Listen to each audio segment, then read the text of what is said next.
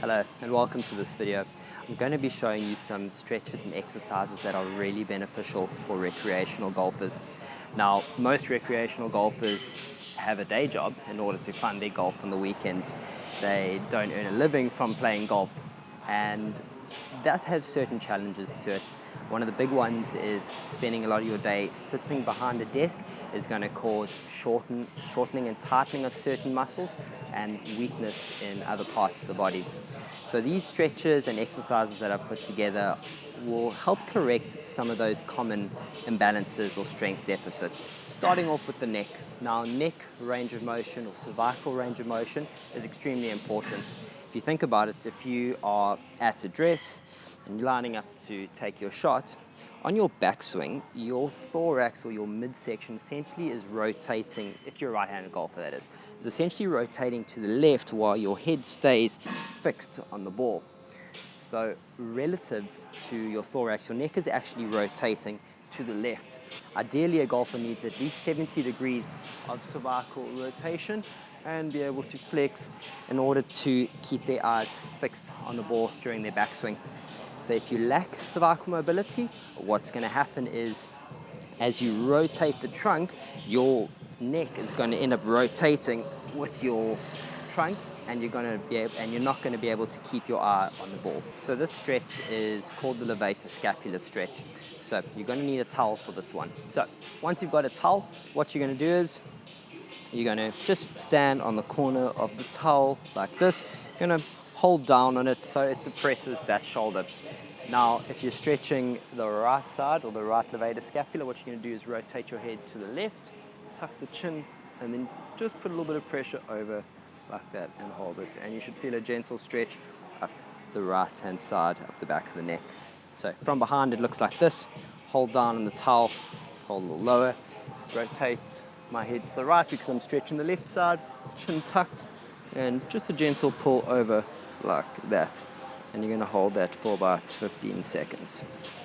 These are called bobble heads. Now, bobble heads are good for improving cervical rotation because it activates all the postural stabilizers and it forces the muscles that move the neck to work independently of those postural stabilizers. So it's a really good exercise for improving that separation between the cervical spine and the thoracic spine. So I'll show you how you do it. So for what you're going to need a power band or ballistic band, something that's got a decent amount of stretch. So what you're going to do, you're going to jump into the floor, then you're going to pull the band across your chest and you're going to lock it down and really engage those rhomboids and those muscles between your scapula and hold there. And now you're going to just rotate your head to the left and then to the right. Left and right. The second variation for the bobble heads looks like this. So again, you're going to lie on the floor, but now this time what you're going to do, you're going to pull one arm up and one arm down across your chest and lock it there. Now you're going to rotate your head towards the side that is facing up. So rotate to the right and back, and right and back. And then show you what it looks like from the other side. So you're going to go left arm up, pull across your chest and lock that in, rotate to the left and back, back. And those are the bobble heads. Foam rolling is a really good way to improve thoracic mobility, especially thoracic extension. So what you're going to do, grab the foam roller on the floor in line with your bottom ribs, arms across your chest, and you're going to just roll up and down. Don't go any lower than your lower ribs and don't go up into your neck. And you're going to do that for about a minute. Then once you've done that, start in line with your lowest ribs again. Arms across your chest, all behind your back, and then you're going to just gently extend over the roller and back to neutral.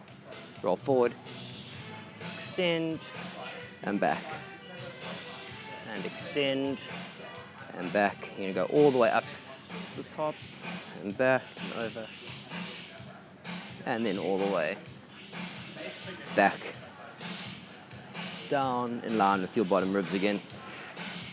And you want to spend about a minute on the foam roller, rolling up and down, and then you're going to spend about a minute at each section, just arching over and going back to neutral.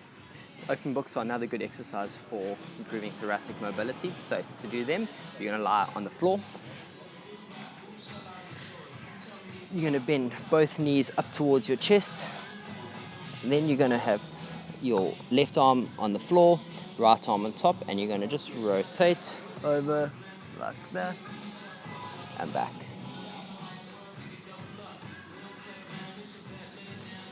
Then from the other side, looks like this. Again, both knees up to the chest, right arm down, left arm on top, and you're going to rotate over like that.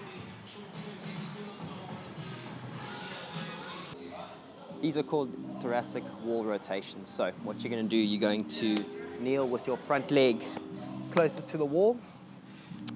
Then what you're going to do, you're going to internally rotate your arm closest to the wall, like that, so your palm faces the wall, left hand on top. Now, what you're going to do here, keeping light pressure on the wall, your right hand is going to rotate all the way around, do a 480-degree arc, and back. And back again. So get your breathing right, breathe in, and then exhale as you move all the way around and back. Now to make this a little harder, what you can do at the end of the movement, you're going to rotate all the way around again and then lift up and hold for 2 seconds and back.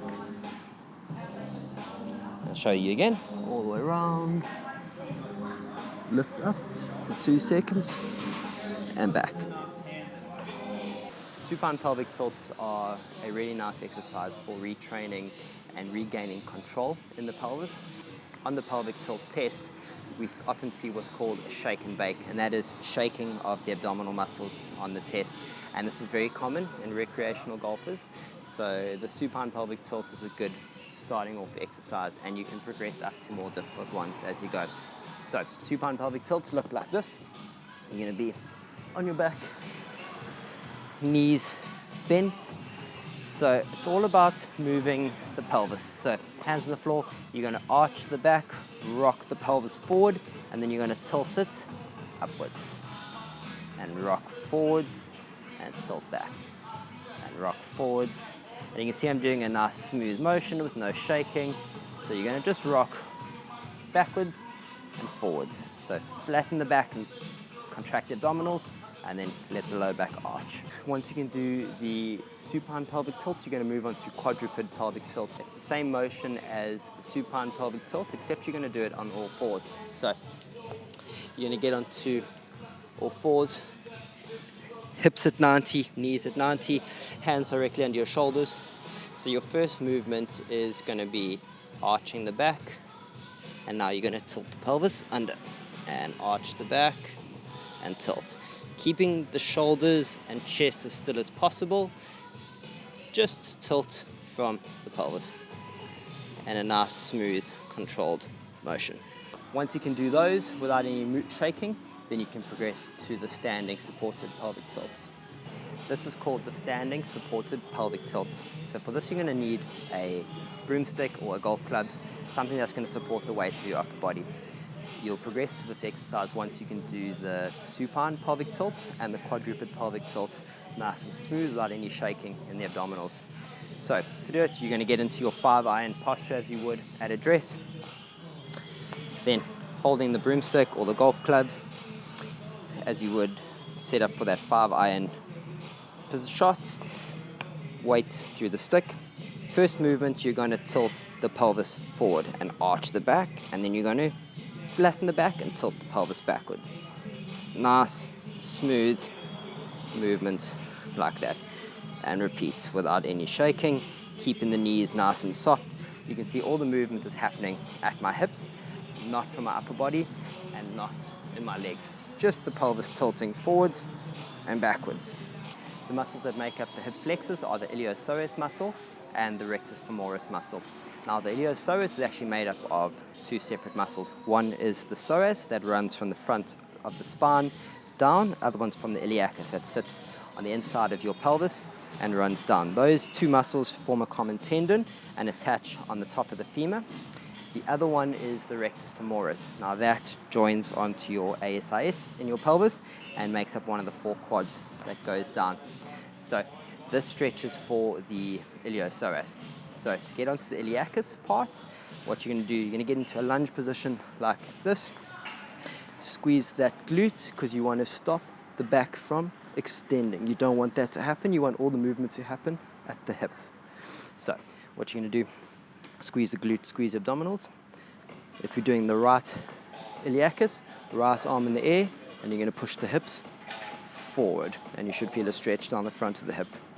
Now, to stretch the psoas, it's very similar, except we're going to add in a bit of trunk lateral flexion in order to get that part of the muscle. So, same position as before in the lunge position. If we stretch in the right leg back, you're going to squeeze that glute, squeeze the abdominals, right hand up.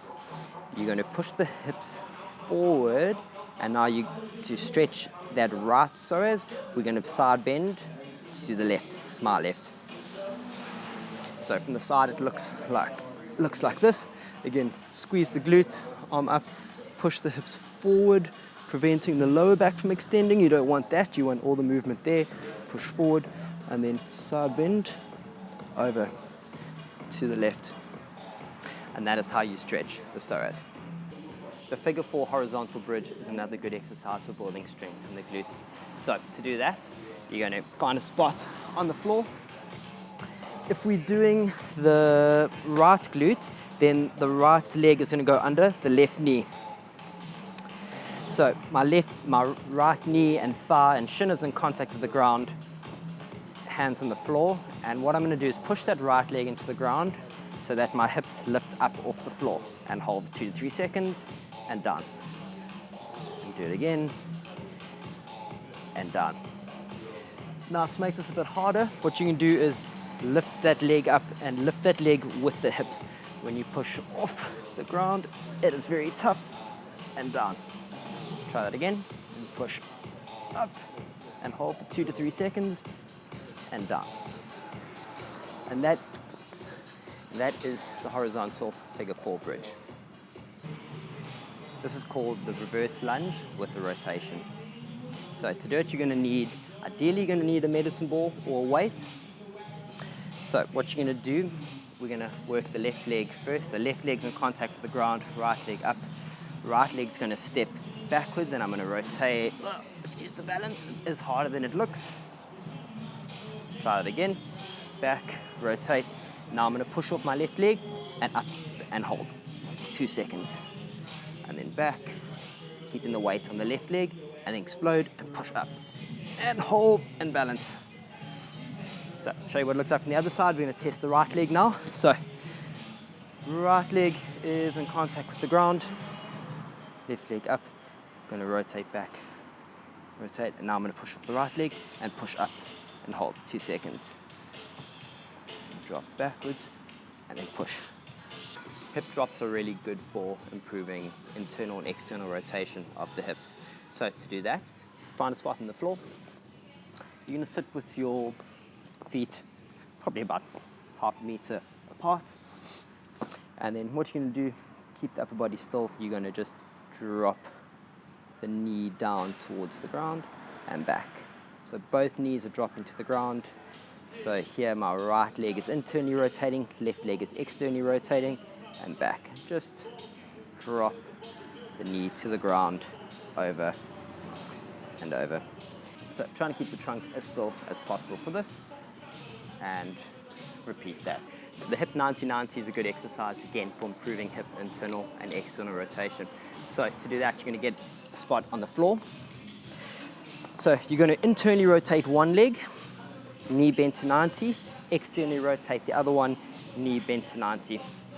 So with this one, you're going to try get your trunk as upright as possible, arms facing forward, and then you're going to rotate your trunk towards the side of the leg that's facing back, and then you're going to come forwards, and you should feel a stretch in the front leg, then up, and then rotate, and back. Now, while you do this move, you want to almost try and distract your hip joint. So you want to elongate and push that leg that direction and push that one that direction, and then do the movements. And repeat that on the other side. So it looks like this. That leg externally rotated, this one internally rotated, arms facing forward. You're going to rotate towards the leg that's facing back, and then you're going to come forwards and stretch. And just go through the motions. It's not a static stretch, it's a mobilization. So you're just going to go to end range and end range, rather than holding it at end range in the stretch. So if you have really tight hamstrings and you struggle to touch your toes, give this little muscle release a try. So what you're going to do, grab a trigger ball or a golf ball and shoes off for this one, and trigger ball on the floor.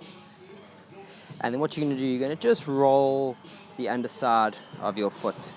So any tender spots that you find, just spend a bit of time on them and just roll up and down for about a minute. Once you've done a minute on this side, other shoe off, spend another minute on the other foot. Again, just rolling the underside of that foot. Once you've done that for a minute each side, recheck your toe touch, see if you can get any closer down to the ground, and you'll actually be amazed at what a difference just a minute on each foot can make. If you still battle to touch your toes, give this a try. So for this, you're going to need a rolled towel, and you're going to need a cushion or a book, anything that you can use to prop your toes up. So you're going to put the cushion or the pillow on the floor, and you're going to put your toes up. The towel is going to go between your knees, between your thighs above your knees, toes up on the mat. And what you're going to do, you're going to hinge from the hip, go as far as you can. When you can't go further, squeeze that towel really tight, go as low as you can. If you can't go any further, bend the knees, touch, and up, and do it again. And do it in a nice smooth motion. So all the way down, squeeze, bend, and up. And again, down, squeeze, bend. And repeat that 10 times. Then what you're going to do, then you're going to turn around. You're going to go heels up on the cushion, towel between the knees again. Same thing again. What you're going to do is you're going to squeeze the thighs together, hinge from the hip, go as low as you can, squeeze, bend, and up. And again, squeeze all the way down. And you're going to do 10 of those. The reverse toe touch is the third exercise that you can do to help increase your hamstring flexibility. So to do that, what you're going to do is you're going to bend your knees, hands underneath your feet, somewhere where you can just keep your balance. And what you're going to do, you're going to try to push your hips up to the roof, and down. And push all the way up and back. And you're going to do 10 reps of that. So if you combine the toes up toe touch with the heels up toe touch and the reverse toe touches, if you do 10 reps of each one of those, and if you work on it daily for about 10 days, you should start to notice a difference in your hamstring flexibility. So there you have it. Those are some really good stretches and exercises that should help benefit anyone who spends most of the day behind the desk. Now, you shouldn't get any pain while doing these exercises, and if you do, it's very important that you get assessed by your trusted healthcare professional. Thanks for watching, and I'll see you in the next video.